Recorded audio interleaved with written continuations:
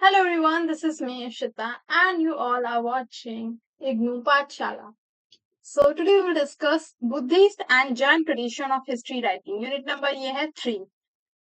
सो Buddhism और Jainism दोनों ने ही जो इंडिया की एंशियंट हिस्ट्री है उसमें कंट्रीब्यूशन दिया है एंड क्या क्या चीजें हम देखते हैं बुद्धिस्ट एंड जैन ट्रेडिशन के अंदर रिलीजियस टेक्स्ट देखते हैं, टीचर्स जो रहे तीर्थंकर, जैसे जैन में तीर्थंकर रहे, बुद्धा में बुद्धा के फॉलोवर रहे और भी टीचर्स रहे, तो उनको हम उनकी बायोग्राफीज देखते हैं, उनका जीवनी कैसी थी, उनकी लाइफ कैसी थी, कैसे उन्होंने लोगों को इन्फ्लुएंस किया।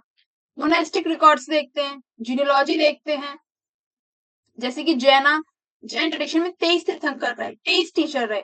उन 23 टीचर फर्स्ट कौन था, सेकंड कौन था, प्रॉपर एक क्रोनोलॉजी देखते हैं, क्रॉनिकल्स देखते हैं एंड ये सारी चीजें रिकॉर्ड क्या कर रही है, लाइफ टीचर्स की डेवलपमेंट, कैसे रिलीजन का इन्फ्लुएंस जो है वो एक्सपेंड हो रहा है। अब रिलीजन के पॉलिटिकल और सोशल कंडीशंस क्या है, कैसे वो पॉलिटिक्स से कनेक्ट है, राजा महाराजाओं से कनेक्ट है, कैसे वो सोसाइटी कॉमन पीपल से कनेक्टेड है। सो हमारा टॉपिक 1 है the Jain tradition, the Jain पोमकेरियम। Jain tradition preserve historical memories through religious narrative. किसके थ्रू जो है मेमोरीज प्रिजर्व किया गया, रिलीजियस नैरेटिव और बायोग्राफी के थ्रू। नैरेटिव क्या है ये हम फर्स्ट में देखेंगे, पद्म चरित्र, ठीक है, जिसको विमला सूर्य ने लिखा एंड ये क्या था, जैन वर्जन था रामायण का। जैसे हिंदू वर्जन है ना, हिंदुज्म में वर्जन है रामायण का, जहाँ पे वाल्मीकि जी ने रामायण लिखी हुई है प्रॉपर। यहाँ पे जैन जो ऑथर थे उन्होंने रामायण को अपने पीओवी से, अपने पॉइंट ऑफ व्यू से रामायण को दोबारा जो है अपना जैन वर्जन लिखा है उसका, जहाँ पे उन्होंने स्टोरी बताई है राम की, ठीक है। राम जो एक आइडल कैरेक्टर थे, उनको जैन धर्म कैसे देखता है, ठीक है, जैन फिलोसफी है वो कैसे राम जी को देखती है, ये चीजें बताई गई, as well as Ram ji को एक मॉरल हीरो की तरह दिखाया गया। एज वेल एज हम देखते हैं हिंदुज्म में राम को नेगेटिव बताया जाता है, बट इन जैन धर्म रावण को भी एक बताया गया है बहुत, क्योंकि जैसा हम सब जानते हैं कि रावण एक बहुत बड़ा क्या थे, रावण जी क्या थे, एक बहुत बड़े विद्वान थे। वो अलग बात है कि जब बुरा होना होता है, ठीक है, करनी जब आती है उस टाइम पे तो अच्छे अच्छे विद्वान का भी दिमाग घूम जाता है। सो जब रावण की करनी उसके सामने आई तो ऑब्वियसली बात है उसने उल्टे सीधे जो कदम उठाए। नेक्स्ट इंपॉर्टेंस क्या थी अब इसकी, it shows alternative interpretation of popular story. Ramayana जो है इतनी पॉपुलर स्टोरी है जिसको हम आज भी रोल प्ले में देखते हुए आ रहे हैं, आज भी सुनते आ रहे हैं, अपने आने वाली जनरेशन को बताते हुए आ रहे हैं, उसका हमें एक अल्टरनेटिव इंटरप्रिटेशन देखने के लिए मिलता है from Jain point of view. Next point is कि जो जैन थे उन्होंने बताया कि कैसे मॉरलिटी और नॉन वायलेंस का आइडिया हमें रामायण के अंदर देखने के लिए मिलता है। टॉपिक 2 है Buddhist construction of the past. So Buddhist created their own understanding of history based on life of Buddha. देखो बुद्धिज्म और जैनिज्म दोनों उस टाइम पे इमर्ज होके आए थे एज अ रिलीजियस सेक्ट, जिस टाइम पे जो हिंदुइज्म था उसके अंदर बहुत ज्यादा कॉम्प्लेक्स स्ट्रक्चर हो गया था। कॉम्प्लेक्स स्ट्रक्चर कैसे हुआ, जब ब्राह्मण्स ने क्या कर दिया, सोसाइटी के अंदर 4 वर्ग जो है डिवीजन कर दिया, ब्राह्मण क्षत्रिय वैश्य शूद्र। तो उस टाइम पे बुद्धिज्म और जैनिज्म आए, लोगों को जिन्होंने पनाह दी इक्वालिटी पे, ठीक है, कि यहाँ पे जो है सब लोग इक्वल हैं, यहाँ पे कोई डिवीजन नहीं है, जैसा हमें हिंदुइज्म में देखने के लिए मिल रहा था। तो इसलिए लोग इन रिलीजियस सेक्ट की तरफ ज्यादा क्या हुए, प्रभावित हुए और इन्फ्लुएंस हुए इनसे। तो बुद्धिज्म पे आ जाते हैं दोबारा से। तो बुद्धिज्म के अंदर हम लाइफ ऑफ बुद्धा देख रहे हैं, संघ, मोनेस्टिक कम्युनिटी। संघ मैंने आपको प्रीवियस चैप्टर में बताया कि कैसे जो ग्रुप होता था मॉन्क्स का, उनको संघ कहा जाता था। बुद्धिज्म को स्प्रेड करना इनका मेन मोटिव था, एम था, जो बुद्धिज्म की फिलोसफीज थी। And the Buddhist part was not only a record of events but also a way to explain dharma. अब बुद्धिज्म जो है खाली उसका ये मतलब नहीं है कि हम पास्ट जो है उनको इवेंट्स को रिकॉर्ड कर रहे हैं, ठीक है, बट रिकॉर्ड करने से भी एक अल्टरनेटिव जो मेन मोटिव था उनका वो क्या था, धर्म की फिलोसफी को प्रचार करना, मॉरल ऑर्डर बताना, रिलीजियस अथॉरिटी बताना। मेन फीचर्स क्या थे, बुद्धा है the centre of history. Founder कौन थे बुद्धिज्म के, गौतम बुद्ध। संघ record the development of Buddhist communities वो केयरफुली रिमेंबर। अब जो ये संघ होते थे ना, जो बुद्धिस्ट मॉन्क होते थे, जो अपना ग्रुप बना के जाते थे, तो ये लोग भी क्या करते थे, रिकॉर्ड रखते थे प्रॉपर। तो वहां से भी हमें पुरानी हिस्ट्री का बारे में पता चलता है। Moral interpretation, events were explain according to the Buddha idea of karma dharma. Stories सुनाई जाती थी on the Buddha idea of karma और धर्म। Topic 3, Buddhist text. Buddhist literature is mainly preserved in Tripitaka. Tripitaka को थ्री बास्केट की तरह देखा जाता है, जिसमें पहले में आती है विनय पिटक, ठीक है, जहां पर हम contains rules for Monks and nuns, यानी कि जो भी बुद्धिज्म को अपनाएगा, मेल्स को कहते थे मॉन्क्स एंड जो फीमेल्स होती थी उनको कहते थे नन्स, ठीक है। तो इनको फिर आगे अपना जीवन कैसे व्यतीत करना है उसके proper code of conduct rules होते थे उसके अंदर, किसके अंदर, विनय पिटका के अंदर। सुत्त पिटका के अंदर होती थी बुद्धिज्म की मेन फिलोसफी, जो भी बुद्धा ने टीचिंग दी है, बातें कही हैं, एक हम कहते हैं ना कि सरमन दिए हैं। सरमन का मतलब क्या होता है, जो एक तरीके से कथा सुनते हैं ना हम, जैसे ऐसे ही जो है बुद्धा सरमन दिया करते थे। And it gives information about society, economy, political life. Third basket है अभिधम पिटक, जहां पे हम फिलोसफिकल एंड एनालिटिकल डिस्कशन देख रहे हैं, माइंड पे, रियलिटी पे, बुद्धिस्ट फिलोसफी पे, कि कैसे जो गौतम बुद्ध है वो बता रहे हैं कि रीबर्थ का कॉन्सेप्ट वो दे रहे हैं। उसमें इतना डिटेल में लिखा नहीं हुआ, बट बता दो, रीबर्थ का कॉन्सेप्ट वो दे रहे हैं कि इंसान जैसे कर्म करता है, ठीक है, उसको वैसा ही अगला जन्म मिलता है। रीबर्थ का कॉन्सेप्ट वो दे रहे हैं। तो ये सब क्या देख रहे हैं हम अभिधम पिटक में, फिलोसफिकल और एनालिटिकल डिस्कशन, ठीक है, ये डीप फिलोसफी की जो हम बात कर रहे हैं, तो वो सारी चीजें किसके अंदर आती है, अभिधम पिटक के अंदर आती है। Authors and composition of Buddhist text, early Buddhist text mainly transmitted hourly.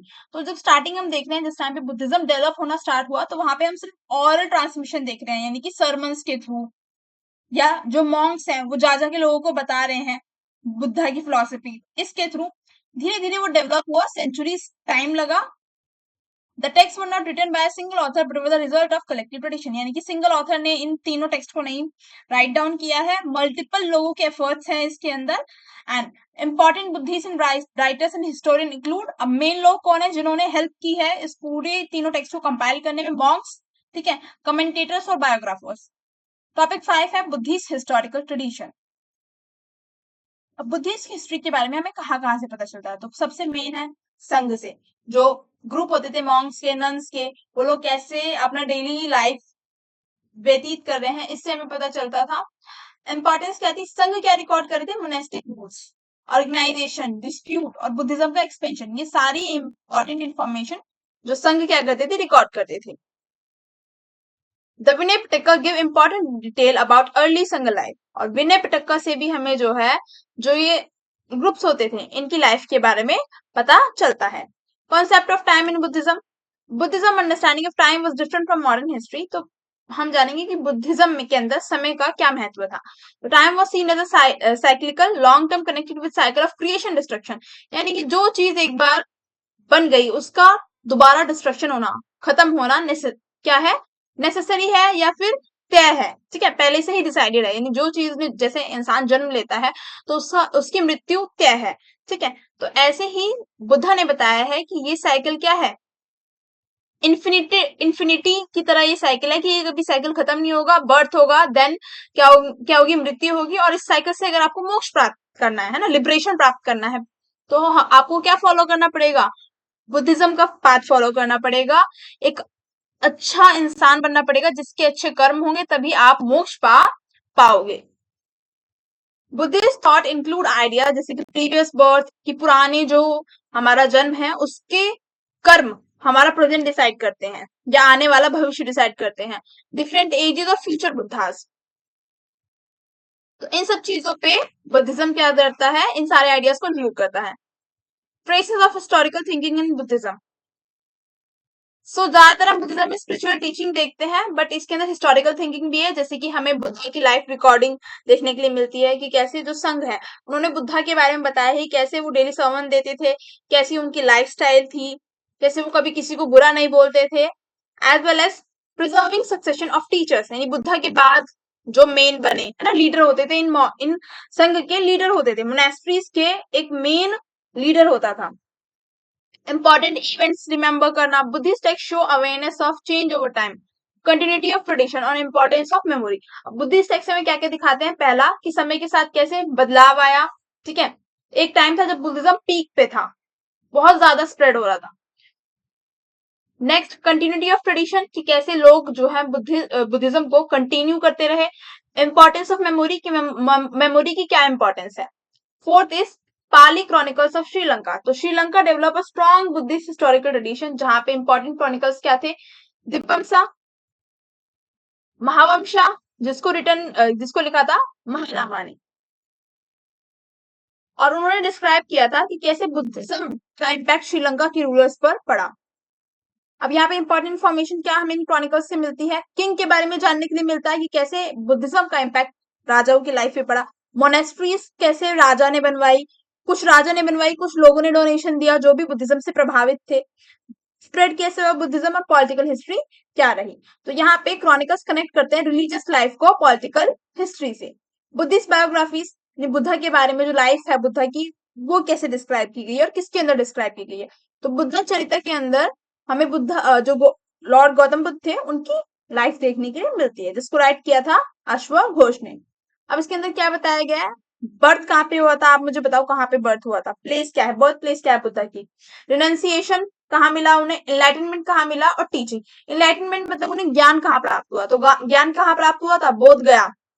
बोध गया में जो पेड़ है उसके नीचे उन्होंने अपना फर्स्ट सरमन दिया था, एंड वहीं पे उन्हें इनलाइटनमेंट मिला था, ज्ञान मिला था। टीचिंग्स क्या है उनकी, आप मुझे बर्थ का प्लेस बताओगे कि बुद्धा की बर्थ कहाँ पे हुआ। टॉपिक 6 है some further thoughts, Buddhist and Jain tradition expanded Indian historical thinking, जहां पे उन्होंने इंपॉर्टेंस बताई इंडिविजुअल लाइफ्स की, ठीक है, इंपॉर्टेंस बताई इंस्टीट्यूशंस की, कैसे संघ और मोनेस्टिक ऑर्गेनाइजेशन, देखो जो मोनेस्ट्रीज होती थी ना वो इंपॉर्टेंट रोल प्ले करती थी नॉर्मल लाइफ में भी, कैसे वहां पे मोनेस्ट्रीज के अंदर फ्री खाना मिलता था लोगों को, ठीक है। Alternative views of the past, they challenge traditional Brahmanical narrative, जैसे मैंने आपको बताया कि जब ब्राह्मणिज्म ने सोसाइटी को डिवाइड कर दिया था इन 4 पार्ट्स, तब बुद्धिज्म और जैनिज्म आए, उन लोगों को बुद्धिज्म और जैनिज्म रिलीजियस सेक्ट ने शरण दी जिनको जो हिंदुइज्म था उन्होंने नकार दिया, है ना, कि भाई आप इस 4 फोल्ड वर्ण सिस्टम के अंदर अगर आते भी हो तब भी जो ब्राह्मण थे और क्षत्रिय थे वो ही सिर्फ वेद को पढ़ सकते हैं, जो वेदास थे ऋग्वेद थे उनको सिर्फ ब्राह्मण और क्षत्रिय पढ़ सकते हैं, बाकी और कोई भी वर्ग नहीं पढ़ सकता। तो इसीलिए जो कनेक्शन था गॉड से वो कहीं ना कहीं हिंदुइज्म के अंदर लोगों का टूटता जा रहा था, तो इसलिए लोग शिफ्ट हो गए बुद्धिज्म और जैनिज्म की तरफ, जहां पे उन्हें इक्वालिटी फील हुई, ठीक है। यहाँ पे मेरा चैप्टर खत्म होता है, and thank you watching the video.